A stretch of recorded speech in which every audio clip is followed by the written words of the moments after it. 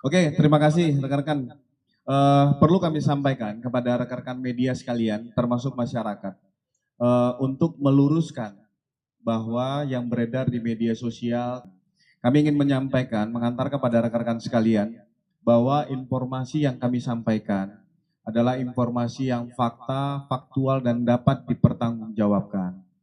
Ini berawal dari suatu peristiwa terjadi tindak pidana kekerasan seksual ya yang dilakukan oleh saudara F terhadap korban. Korban ini merupakan karyawan yang bersangkutan. Pada saat tindak pidana itu terjadi, proses dilakukan oleh laporan dilakukan oleh korban kepada Polda Metro Jaya.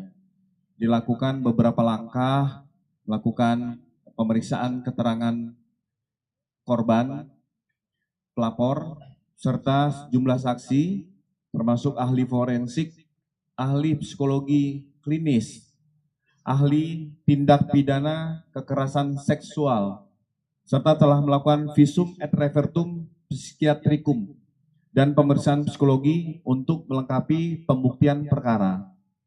Setelah semua dilakukan, penetapan tersangka kepada saudara F pada 15 Juli 2025.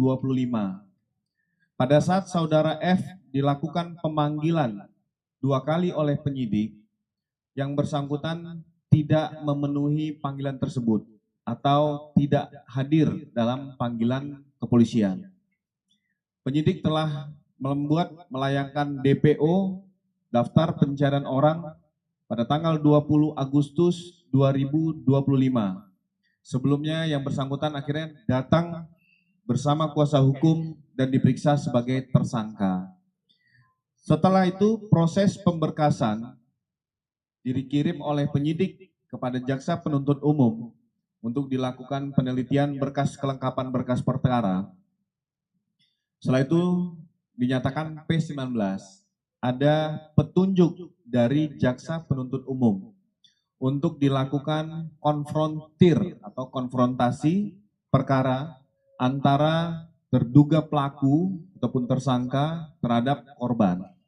Kita harus memahami kepada rekan-rekan sekalian, terhadap korban perkara kekerasan seksual, pelecehan seksual, apalagi itu maupun itu perempuan dan dewasa, ada perlindungan dan peraturan khusus yang dilakukan oleh penyidik kepolisian, sehingga itu tidak menimbulkan trauma yang berulang kepada korban, khususnya kepada korban. Pada saat hari Kamis 26 Maret 2026 sekira pukul 14, antara korban dan tersangka hadir di ruangan Direktur Penyidikan Direktorat PPA dan PPO, sembari membawa pendamping ataupun masing-masing membawa simpatisan. Karena pihak korban meyakini bahwa terlapor ataupun tersangka ini tidak pernah kooperatif. Pada saat dilakukan konfrontir, terjadi perdebatan. Yang bersangkutan tidak mengakui perbuatan dan lain-lain. Sehingga pihak dari korban kecewa, muncul cekcok dan terjadi keributan ringan. Dan hal tersebut segera dapat diatasi oleh penyidik. Terkait tentang kejadian tersebut.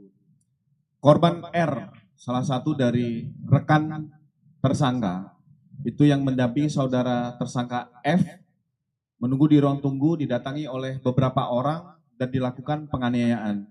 Mengakibatkan korban mengalami luka memar, leher dicekik, dahi, pundak, dan dilakukan tindakan kekerasan kepada korban. Subdit Jatanras Polda Metro Jaya sesaat setelah terjadinya peristiwa itu melakukan penangkapan, termasuk penyidik yang menyaksikan langsung melerai para kedua belah pihak yang bersengketa, berseteru karena merasa tidak puas dengan jawaban dari tersangka terhadap korban kekerasan seksual tersebut. Nah, setelah itu dilakukan penangkapan oleh Subdit Jatanras terhadap 4 orang pelaku yaitu saudara HT yang memukul dan menanduk dada korban R serta menampar PPF.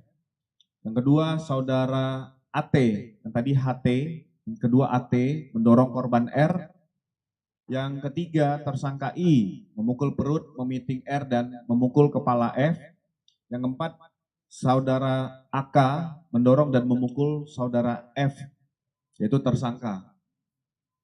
Terkait tentang peristiwa itu sudah ditangani oleh Subdit Jatanras. Saat ini menjadi proses. Kami juga menghimbau kepada seluruh masyarakat untuk bijak terhadap informasi yang menyesatkan. Hal tersebut jangan dibawa-bawa ke dalam ranah SARA, menjadi profil seseorang berasal dari suatu wilayah ataupun provinsi tertentu. Kita harus kembali subjektif terkait tentang peristiwa dan perkara yang dihadapi oleh yang bersangkutan. Jangan hal tersebut menjadi suatu langkah-langkah untuk menghambat proses penyidikan terhadap penyidik, terhadap obstruction of justice. Kami menghimbau untuk kita semua harus bijak terkait tentang berita-berita ataupun framing yang dibuat sebagai korban dalam penganiayaan benar menjadi korban, tetapi dalam perkara tindak pidana kekerasan seksual yang bersangkutan merupakan tersangka dan saat ini menjadi proses. Kita menunggu sama-sama, kita beri ruang kepada teman-teman penyidik dan jaksa penuntut umum apabila perkara ini sudah dinyatakan lengkap dan kami akan melimpahkan tersangka dan barang bukti. Itu ya beberapa rekan-rekan. Oke, yang selanjutnya